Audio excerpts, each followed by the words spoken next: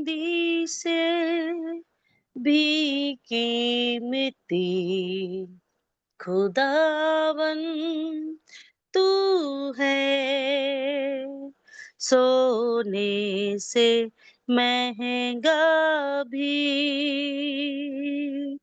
खुदावन तू है, हीरों से बढ़ के हंसी और तेरे सिवा मैं चाहूं कुछ भी नहीं,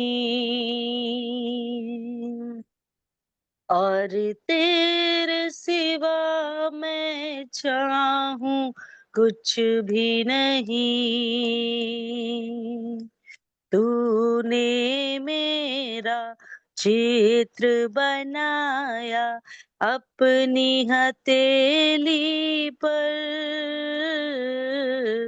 अग्नि बनकर बादल बनकर संभालेगा जिंदगी भर। दुनिया सारी छोड़े मुझे, दुनिया सारी छोड़े मुझे, तू तो कभी ना छोड़ेगा खुदावन तू है, चांदी से भी कीमती खुदावन तू है, सोने से महंगा भी खुदावन तू है, हीरों से बढ़ के हंसी और तेरे सिवा मैं चाहूं कुछ भी नहीं, और तेरे सिवा मैं चाहूं कुछ भी नहीं। Thank you Lord. आमेन।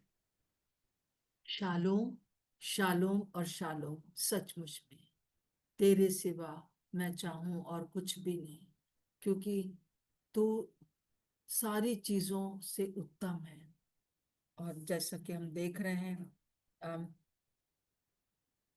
श्रेष्ठ गीत उसका 8वां पद में, 9वें पद में, हे स्त्रियों में परम सुंदरी, तेरा प्रेमी और प्रेमियों से किस बात में उत्तम है। तेरा प्रेमी और प्रेमियों से किस बात में उत्तम है।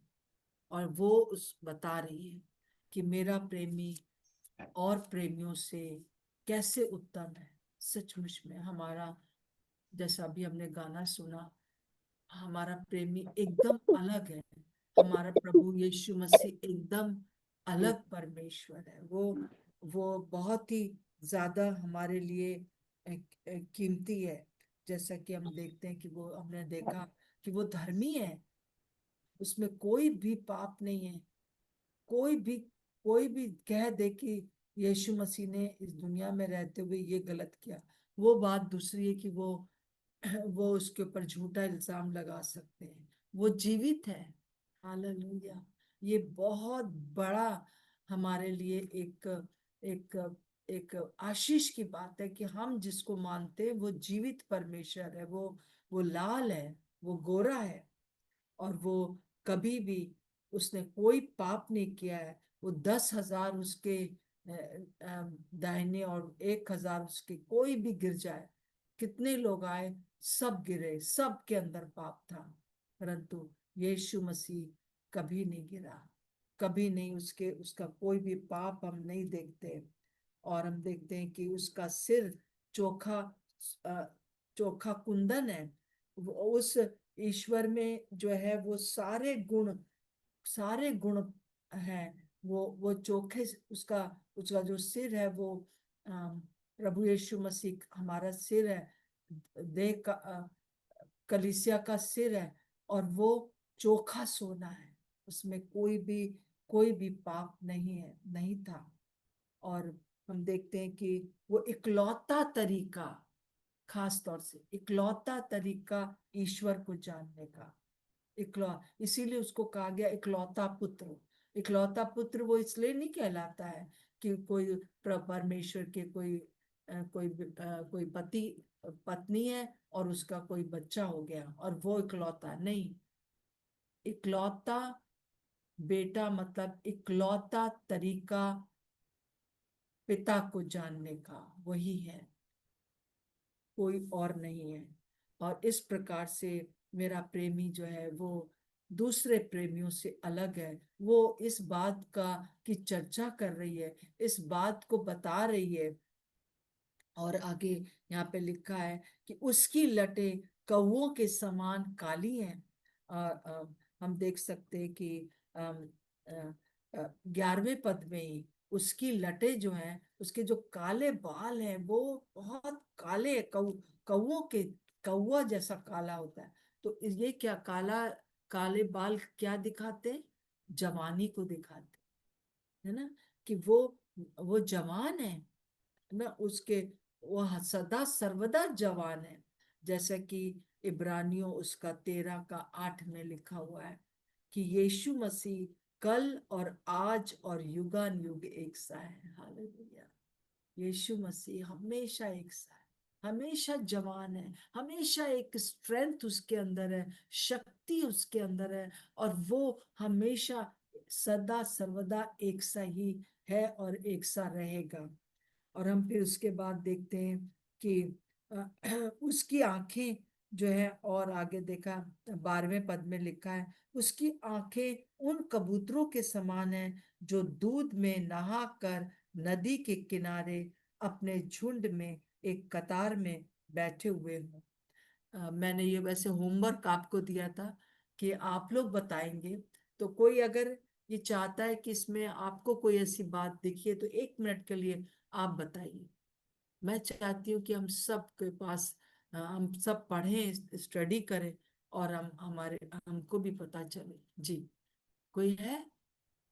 ऐसा परमेश्वर जिसके अंदर कपट नहीं है और पवित्र है, जी। जिसका हाँ, प्रेम हाँ, कपट से कपट नहीं है जिसके प्रेम में। हाँ, हाँ, जी हाँ। उसकी, हाँ, आपने जो बोला कि उसकी आंखें जो है उन कबूतरों के समान है, जो जो कबूतर की जो आंखें होती हैं उसमें उसमें जो है प्रेम प्रकट होता है। आंखों से मनुष्यों की भावनाओं का पता चलता है कि वो लस्टफुल है, कि वो क्रोध में है, आंख से पता चलता है ना। तो उसी प्रकार से जो है वो प्रेमिका जो है वो देख चुकी है अपने प्रेमी के आंखों में, देख चुकी है कि कितना उसके अंदर कोई कपट नहीं है, प्रेम से भरी हुई उसकी आंखें हैं। उसको याद है उसकी आंखों के बारे में।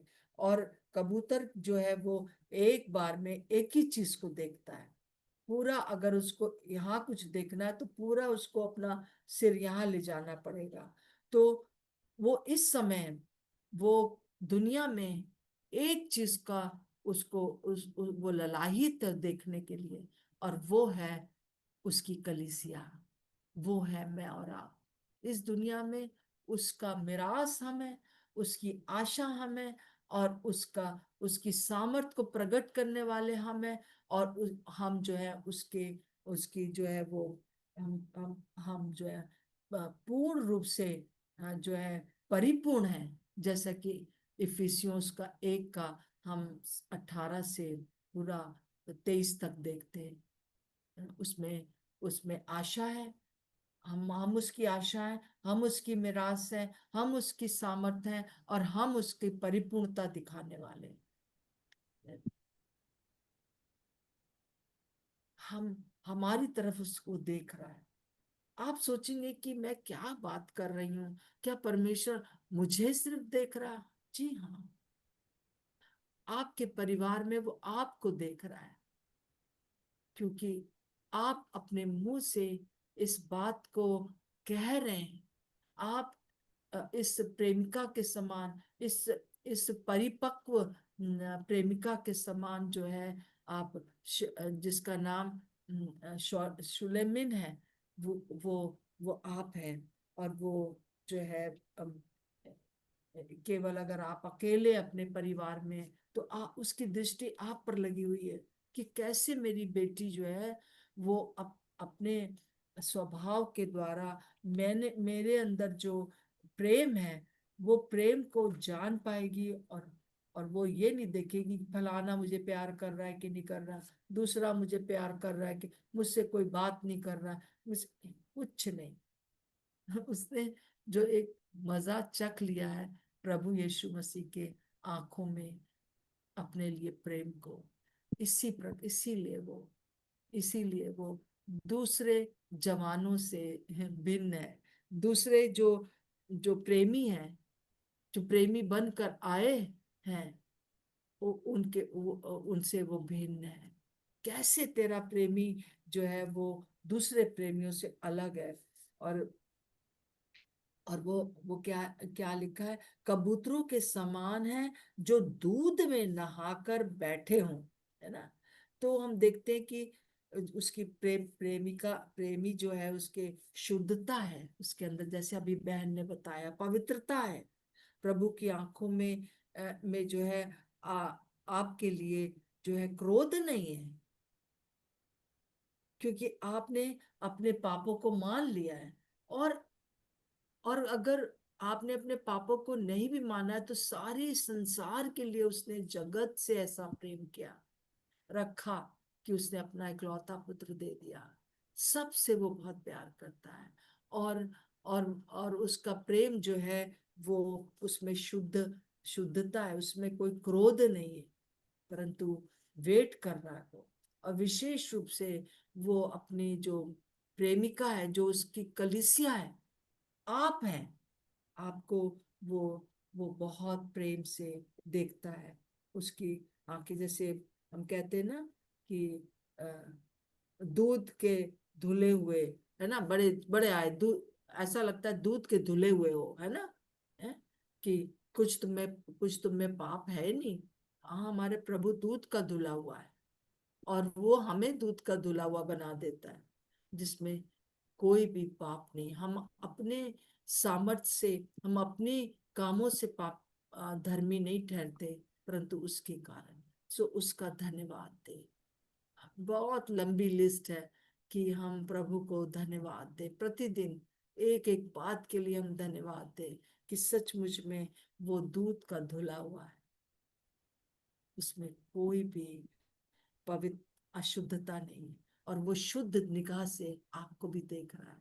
उसके आंखों में आप भी जो है दूध के धुले हुए हैं।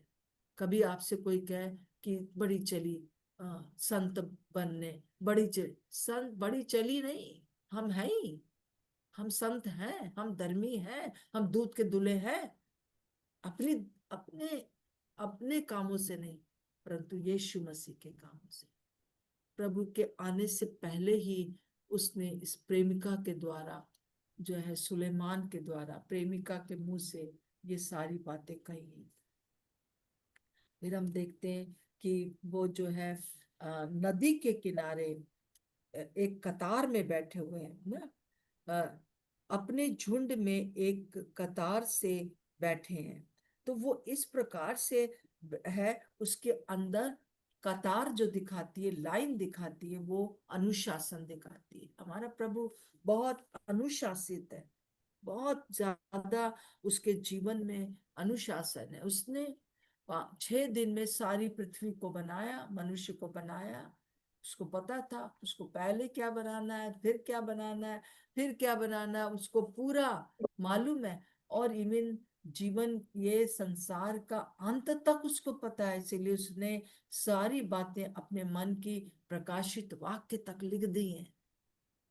उसको अनुशासन बहुत पसंद है। आज प्रभु हमसे भी यही चाहता है, एक अनुशासित जीवन, हर बात में अनुशासन। प्रभु का धन्यवाद हो, वो अनुशासित है। वो मेरा प्रेमी दूसरे प्रेमियों से इस प्रकार से भिन्न भिन्न है कि वो अनुशासन में रहता है। हालेलुया। और वो हमें भी अनुशासन में रखता है, रखना चाहता है। फिर उसके बाद लिखा है, उसका गाल फूलों की फुलवारी हो गया है, 5 का 5 में। उसके गाल जो है फूलों की फुलवारी है। जैसे हम यशाया 50 का 6 में देखते हैं, मैंने मारने वालों को अपनी पीठ और गलमोच गलमोच मोच नोचने वालों की ओर अपने गाल किए हैं। अपमानित होने और उनके थूकने से भी मैंने मैं ना मुंह ना छिपाया। उसने अपना गाल दे दिया ताकि उसकी दाढ़ी नोची जाए। और उसके जो है वो जैसे उभरी हुई क्यारियां होती है ना, उसमें जिसमें गुड़ाई हुई है, जिसमें कि हल चला है, वो उस प्रकार का जो है यहाँ पर हम देखते हैं वर्णन है। और उसमें वो उसने अपनी दाढ़ी इसलिए नोचने दिया है ताकि जो है अ, हम उसमें फूल लग सके और उसमें जो है फुलवारी हो सके, एक सुगंध हो सके हमारे लिए। अपने गाल उसने नुचवा दिए, दाढ़ी पूरा जो है वो एकदम से बहुत ही घाव कर दिया, बेडौल बन गया, सुंदरता सारी खत्म कर दी, इसलिए ताकि उसमें वो मेरे लिए और आपके लिए एक फुलवारी बन जाए।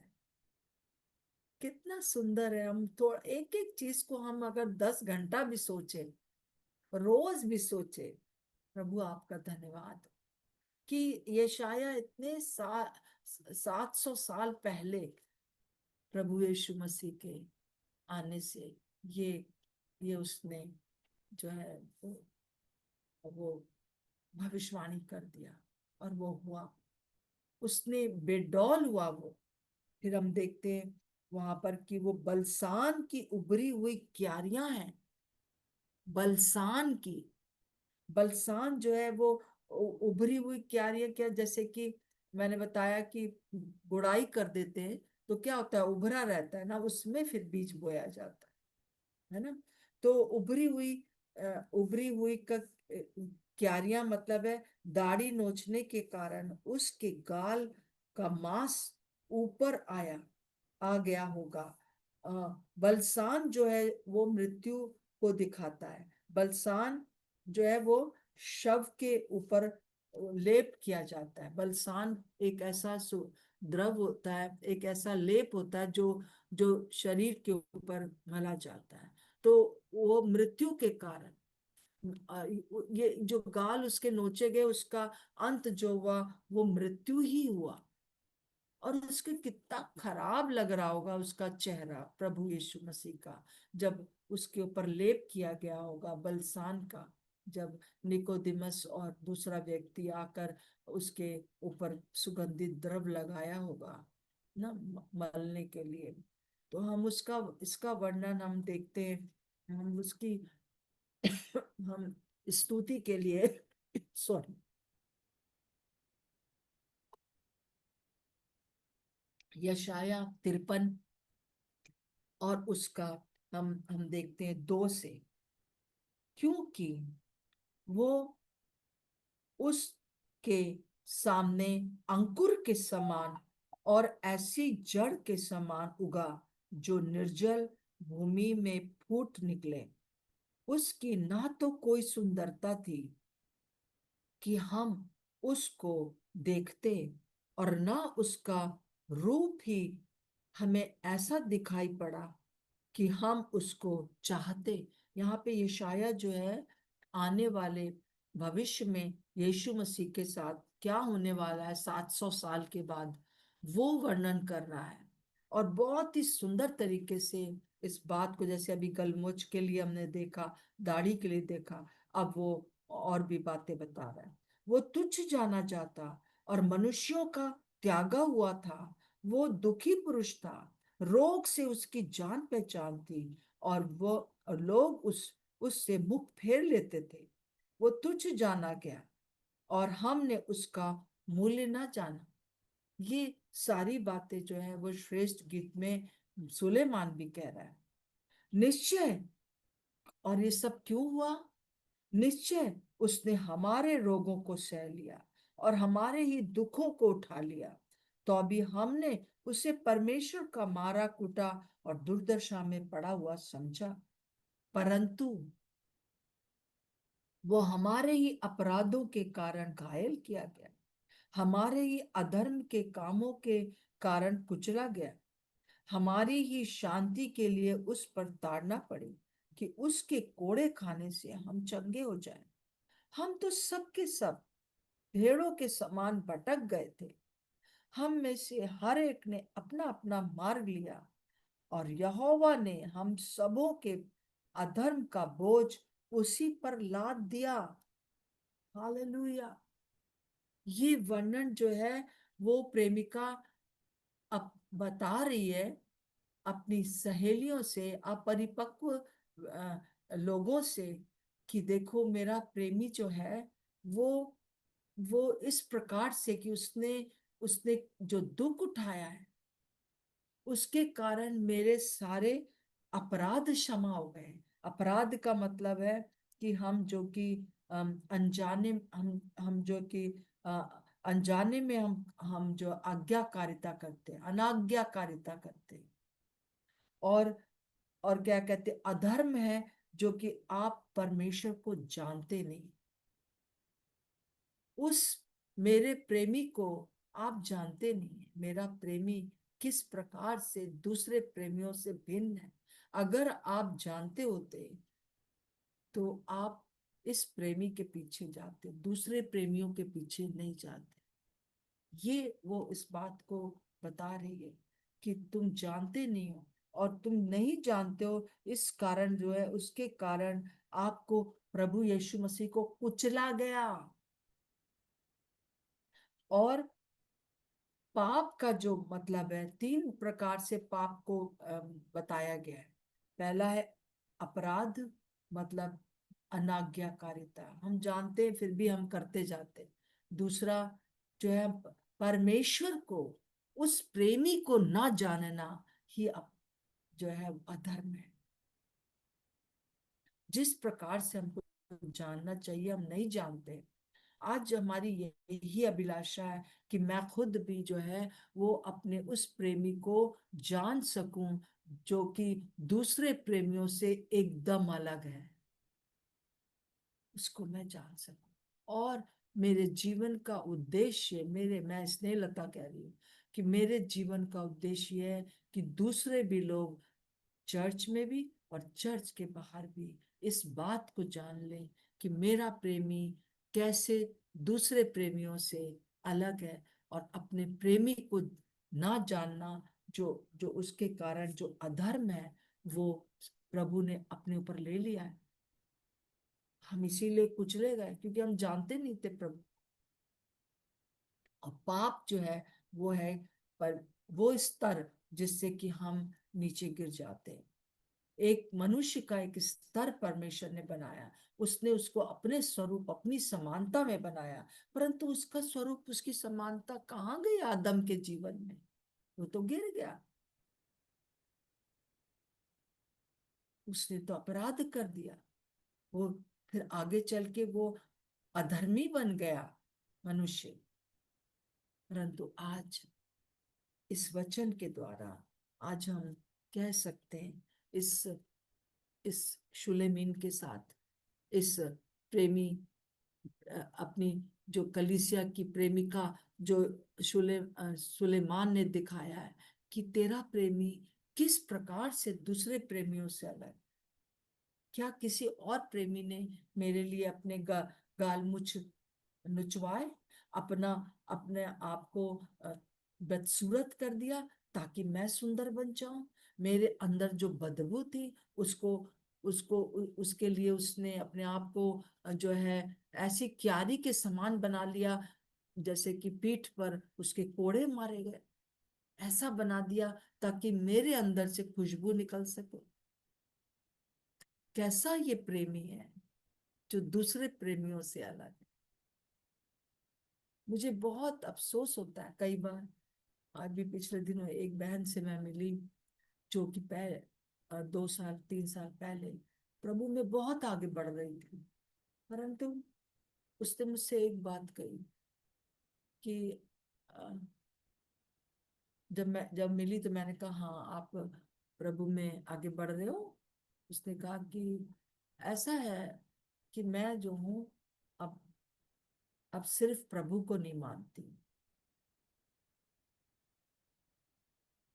उसका मतलब था मेरे अब और भी प्रेमी हैं। मैंने इस प्रेमी को सिर्फ अपना प्रेमी नहीं माना है, मेरा और भी प्रेमी। और मेरा हृदय टूट गया, क्योंकि उस बहन के लिए मैंने बहुत मेहनत करी थी, मैंने बहुत कुछ उसके लिए किया था कि वो आगे बढ़े। परंतु मैं इस बात पर विश्वास करती हूँ कि अगर वो 3 साल के बाद दोबारा मेरे पास है तो वो इसीलिए है कि वो फिर से उस प्रेमी को जानने पाए।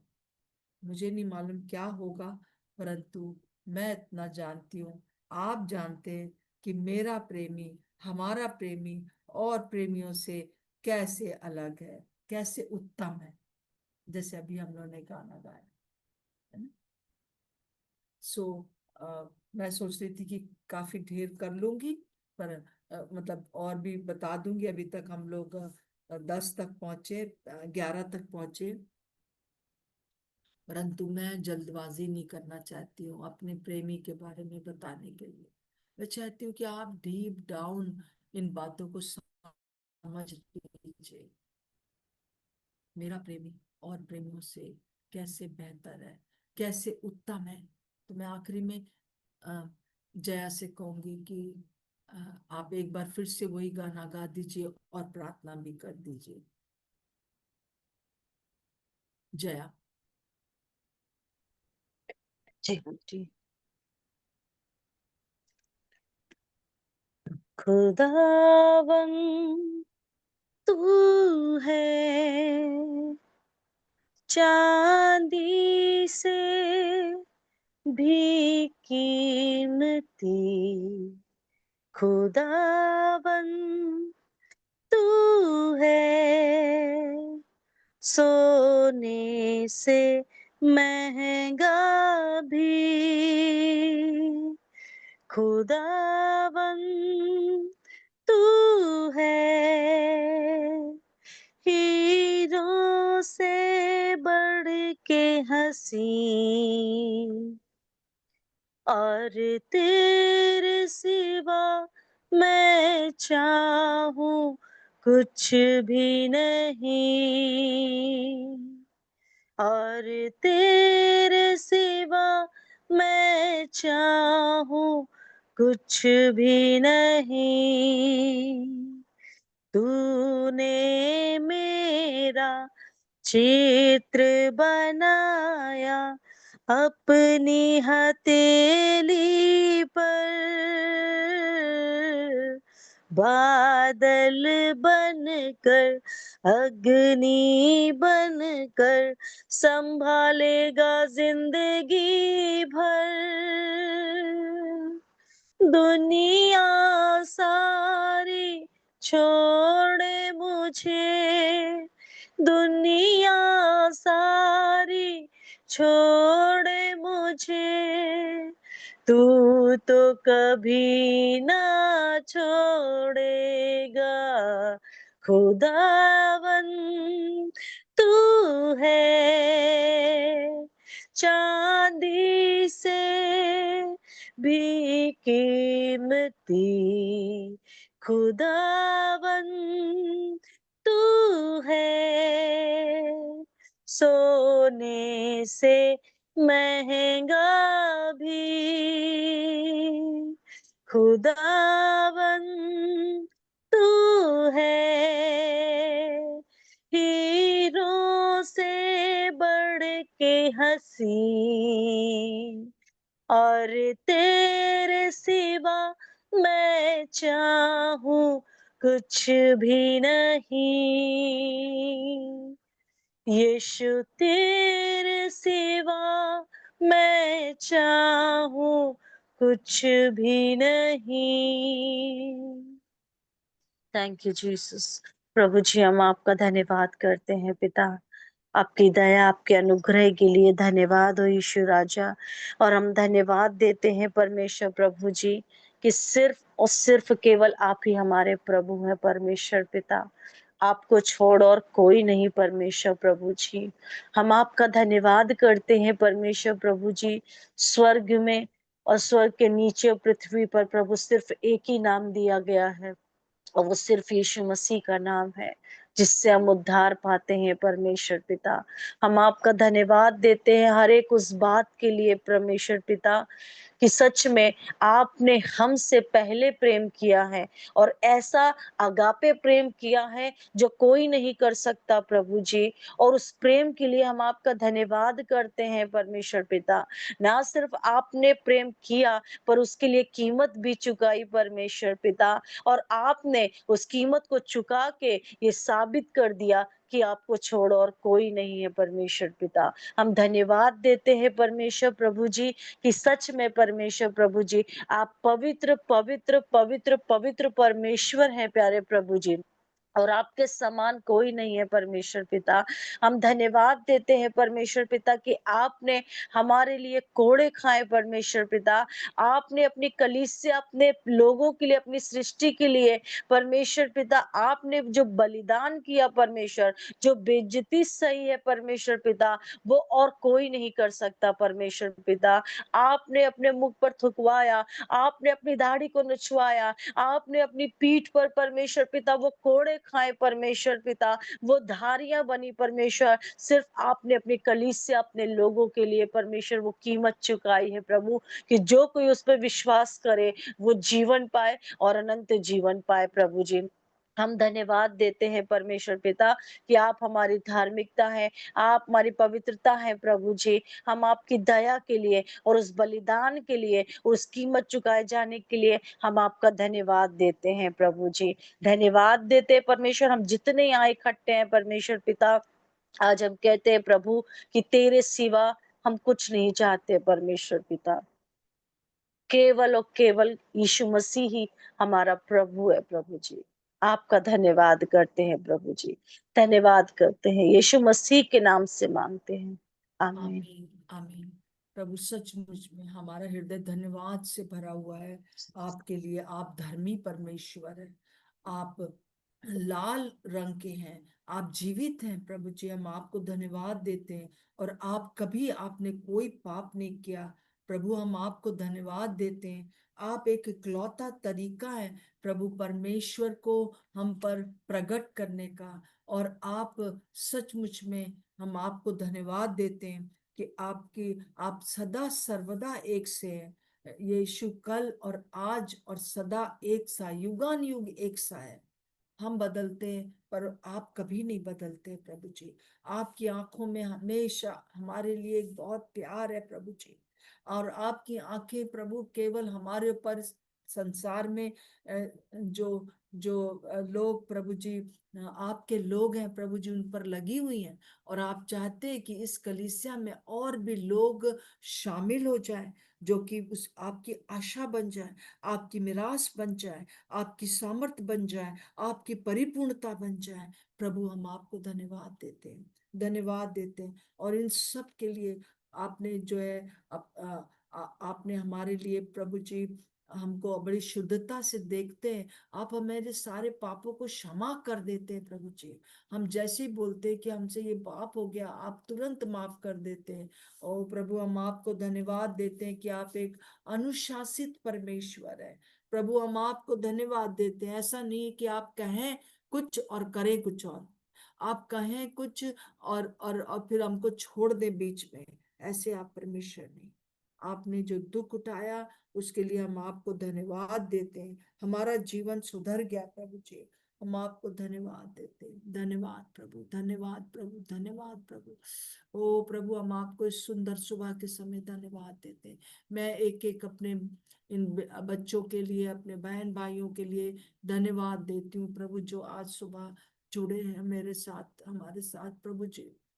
हमें नहीं मालूम है पिता परमेश्वर कि आप कब आएंगे, परंतु हम जब तक हम जीवित हैं प्रभु जी, हम दूसरों को बताते रहे कि हमारा प्रेमी और प्रेमियों से कैसे अलग है। कैसे उत्तम है। हम धन्यवाद देते प्रभु जी, धन्यवाद देते प्रभु जी, धन्यवाद हो प्रभु। आप उत्तम है प्रभु जी, आप सबसे ऊंचे पर है जी। धन्यवाद। जितने भी लोग इस समय मेरे साथ जुड़े हैं जो बीमार हैं, हम सबको प्रभु यीशु के नाम से चंगाई को मैं क्लेम करती हूँ, in the name of Jesus, through the blood of Jesus.